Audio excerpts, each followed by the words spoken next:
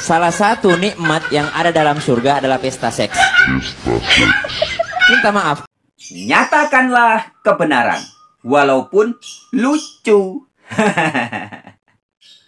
Oke sahabat-sahabat pemerhati channel Warta Kabar Baik. Pada video kali ini kembali kita akan membahas salah satu ajaran yang diklaim sebagai ajaran Islam, ya. Padahal ini tidak lebih daripada ajaran Sahibul Ngibul Hikayat.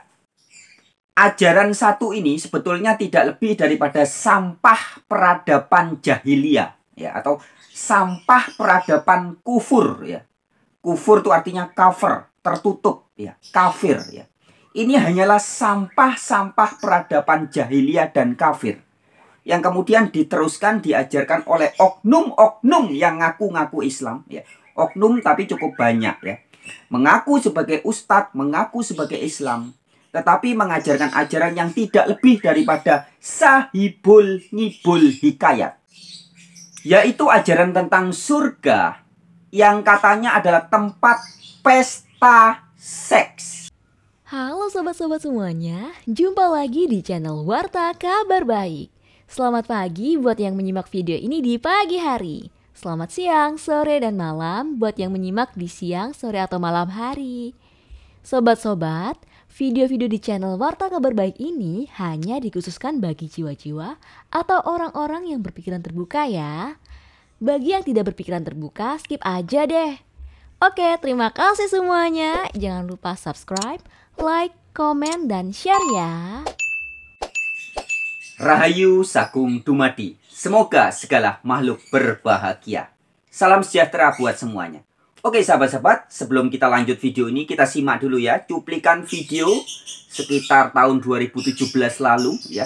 Ini merupakan ceramah di salah satu stasiun TV nasional, ya, yaitu Trans TV, dalam acara yang bertajuk Islam itu Indah. Oke, demikian cuplikan videonya. Salah satu nikmat yang ada dalam surga adalah pesta seks. Minta maaf, karena inilah yang kita tahan-tahan di dunia. Inilah yang kita tahan-tahan di dunia. Dan kenikmatan terbesar yang diberikan Allah Subhanahu wa Ta'ala di surga adalah pesta seks. Adalah pesta seks. Adalah pesta seks. Adalah pesta seks. Kenapa? Karena ini yang disuruh tahan di dunia oleh laki-laki. Laki-laki disuruh menahannya, lagi musim panas gitu ya. Gitu kan, perempuan ini kuat sebenarnya. Saya tidak setuju kalau dibilang perempuan lemah. Laki-laki kalau naik pesawat itu pakai jaket. Perempuan kalau naik pesawat itu pakai tank top. Masya Allah kuatnya. Masya Allah kuatnya. Kalau lagi dingin mereka pakai pakaian seksi. Masya Allah, kita ini pakai jaket, pakai apa segala macam, mereka ini kuat. Nah, ini yang kita disuruh sama Rasulullah, disuruh sama agama untuk menundukkan pandangan di dunia. Kenapa disuruh menundukkan pandangan di dunia? Kenapa Allah siapkan seks di surga? Karena inilah yang selama di dunia kita tahan.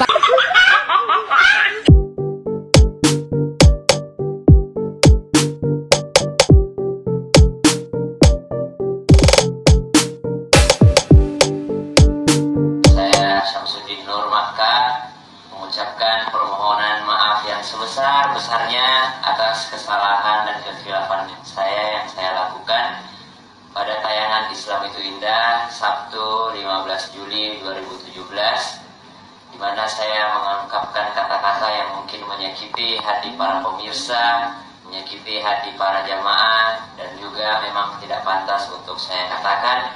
Salah satu nikmat yang ada dalam surga adalah pesta seks. Pesta seks. Minta maaf, karena inilah yang kita tahan-tahan di dunia. Inilah yang kita tahan-tahan di dunia. Dan kenikmatan terbesar yang diberikan Allah Subhanahu wa Ta'ala di surga adalah pesta seks. Adalah pesta seks. Adalah pesta seks. Adalah pesta seks. Itu semua berasal daripada kerendahan saya, berasal daripada kedangkalan ilmu saya, di mana saya juga masih belajar. Oleh karena itu saya minta pintu maafnya dibukakan yang sebesar-besarnya. Saya memohon maaf yang sebesar-besarnya atas kesalahan-kesalahan saya. Terima kasih banyak yang sudah mengingatkan saya.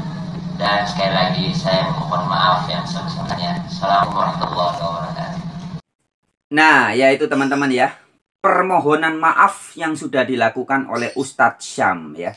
Ustadz Syam mengakui bahwa dia telah salah, ya. Tetapi di sini ada ketidakjujuran teman-teman ya, yang harus kita sampaikan dengan terus terang. Ustadz Syam mengaku bahwa dirinya kurang ilmu ya, pengetahuannya masih kurang. Ya memang pada tahun 2017 ketika dia menjadi narasumber di acara Islam itu Indah di Trans TV ya. Trans 7 atau Trans TV? Trans TV itu ya. Trans pokoknya ya. Nah di situ dia masih berusia sekitar 24 tahunan ya, masih muda. Nah tetapi yang harus kita kritisi adalah teman-teman, sebenarnya Ustadz Syam ini ketika dia mengaku bahwa dia ilmunya kurang ya, itu dia ada ketidakjujuran ya. Dia menyampaikan permohonan maafnya seolah-olah kesalahannya itu hanya pada dirinya. Nah ini yang saya katakan tidak jujur atau kurang jujur ya. Sebab kita tahu tentunya Ustadz Syam dia pernah belajar dari guru-gurunya, dari ustadz-ustadz pendahulunya, dari ulama-ulama pendahulunya. Dan sesungguhnya apa yang sedang disampaikan oleh Ustadz Syam itu, yang mengatakan surga adalah tempat pesta seks itu bukan ajaran yang berasal dari dirinya. Ustadz Syam tidak belajar sendiri, ya, tidak belajar secara otodidak, tidak. Tetapi dia bisa memiliki konsep itu, dia bisa memiliki dogma itu, pandangan itu adalah hasil buah dari ajaran guru-guru atau ustadz-ustadz pendahulunya. Ulama-ulama ya, entah dia mesantren di mana. Nah, tetapi yang jelas yang memiliki konsep ajaran bahwa surga adalah tempat pesta seks, ini bukan hanya Ustadz Syam, teman-teman. Ada banyak ya. Banyak ustadz-ustadz yang mengajarkan ini. Dan sebagai tambahan informasi ya, teman-teman. Dulu beberapa tahun yang lalu di Gramedia itu dan di beberapa toko buku itu ya, sempat beredar buku-buku yang membahas tentang indahnya bidadari surga. Ya. Dan dalam buku-buku itu memang dibicarakan atau disampaikan hal-hal terkait aktivitas seksualitas. Ya. Meskipun tidak secara vulgar seperti Ustadz Syam mengatakan surga adalah tempat pesta seks, tidak begitu ya. Tetapi dalam buku-buku yang banyak beredar itu memang secara vulgar dijelaskan aktivitas-aktivitas seksual. Yang dengan narasi atau kata lain juga tidak salah jika dikatakan pesta seks. Nah artinya sebenarnya ustadz atau oknum ustadz atau ulama yang berpandangan atau mengajarkan bahwa surganya itu adalah tempat melakukan aktivitas-aktivitas seksual alias pasar seks begitu ya. Itu ada banyak memang. Artinya seharusnya Ustadz Syam menyampaikan dengan jujur ya, bahwa yang sedang dia sampaikan di acara 15 Juli 2017 itu hanya buah. Ya, jadi ini buah dari ajaran ustadz-ustadz atau guru-guru pendahulunya. Jadi ibaratnya apa yang disampaikan oleh Ustadz Syam itu seperti gunung es, teman-teman ya. Puncak gunung es. Ya. Ini puncak gunung es. Dan dalam satu sisi kita patut dalam tanda kutip bersyukur ya. Dengan munculnya pernyataan yang terus terang pada acara 15 Juli 2017 itu dan ditonton oleh seluruh masyarakat Indonesia yang menonton acara itu, kita bisa melihat betapa parahnya ya, salah satu dogma atau doktrin yang diajarkan oleh ustadz-ustadz tertentu, kelompok-kelompok tertentu yang ngaku-ngaku sebagai Islam. Ya, tetapi mengajarkan ajaran yang sebenarnya tidak lebih daripada sampah peradaban jahiliyah belaka. Ya, sahabat-sahabat pemerhati channel Warta Kabar Baik.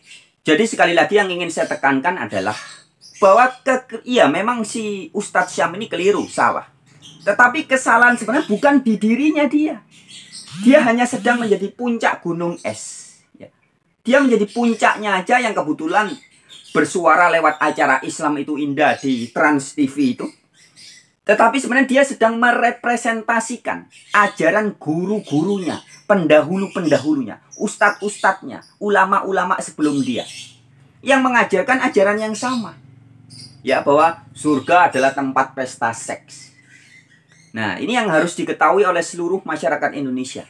Ya, bahwa ajaran seperti ini sebenarnya hanya ajaran yang ngaku-ngaku sebagai Islam, ajaran yang ngaku-ngaku sebagai ajaran kebenaran. Tapi ajaran sebenarnya tidak lebih daripada sampah peradaban jahiliyah. Dan Ustadz Syam hanya salah satu ya, dari banyak korban atau victim ya, korban dari ajaran oknum-oknum ustadz atau ulama-ulama pendahulunya. Ya, sekali lagi, Ustadz Syam memang keliru. Tetapi kekeliruan fatalnya bukan ada di Ustadz Syam sebenarnya, ya. Karena ketika dia menyampaikan hal itu, dia masih usianya sekitar 24 tahun, masih muda ya. Tetapi kekeliruan yang fatal adalah di tempat dia belajar. Yaitu ustadz-ustadz atau ulama-ulama yang mengajarkan itu. Yang mencekoi si Ustadz Syam ini. Sehingga punya konsep bahwa surga adalah tempat pesta seks. Nah, lalu sebagian dari Anda tentu bertanya-tanya, bagaimana dengan istilah-istilah yang memang ada di dalam teks Al-Quran tentang bidadari-bidadari surga ya? Kira-kira bagaimana maksudnya? Nah, ini yang banyak orang salah memahaminya. Ya, orang-orang yang tidak paham kemudian menafsirkan seenak jidatnya sendiri. Dan muncullah tafsiran-tafsiran jahiliyah seperti itu tadi. Surga adalah tempat pasar seks ya, berhubungan seks di surga dengan 72 bidadari, dengan perawan-perawan yang kinyis-kinyis dan sebagainya.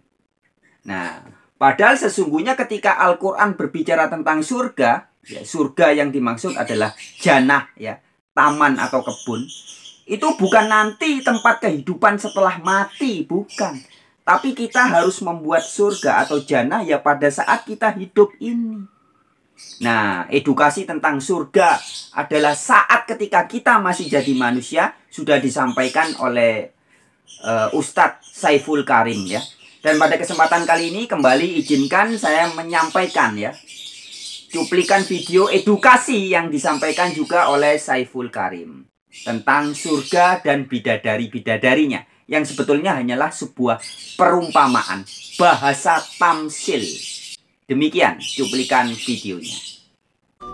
Kalian itu tidak bisa membedakan mana perumpamaan, mana kenyataan. Bidadari di surga itu perumpamaan. Bidadari itu ada kaitannya dengan perempuan. Perempuan itu lambang dari jasmani. Itu artinya apa? Siapapun yang sudah bisa menciptakan surga di sini, saat ini, sekarang, gak baperan, gak gampang tersinggung, tidak pernah hidup dengan pembanding, jadi dirinya sendiri, makanya jasmaninya sudah dari surga. Ini jadi bidadarinya bagi dirinya. Siapa laki-laki sejatinya? Ruhmu, jiwamu. Jadi sang jiwa sekarang sudah bisa menggunakan tubuhnya dengan damai. Karena sudah menemukan bidadarinya di sini, saat ini, sekarang. Nyata? Nyata kalau pakai ilmu. Di sini, saat ini, sekarang.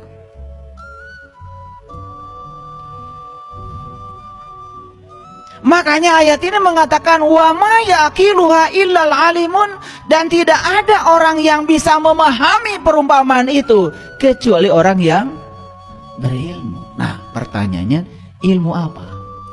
Ilmu tentang meniti ke dalam diri.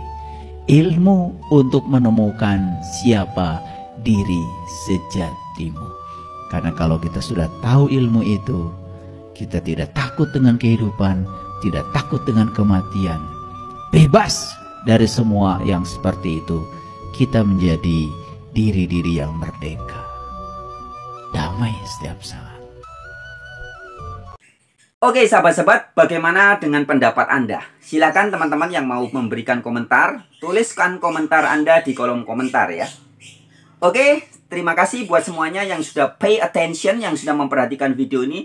Dan bagi teman-teman yang merasa video ini perlu untuk dibagikan, di-share kepada sanak, family, tetangga, keluarga, handai tolan, dan sebagainya. Silahkan bagikan video ini. Oke teman-teman, sekian dulu pada video ini yang cukup singkat. Terima kasih banyak sekali lagi. Oke, sampai jumpa di video-video yang berikutnya. Salam sejahtera, tetap semangat. Rahayu Sagung Dumadi. Semoga segala makhluk berbahagia.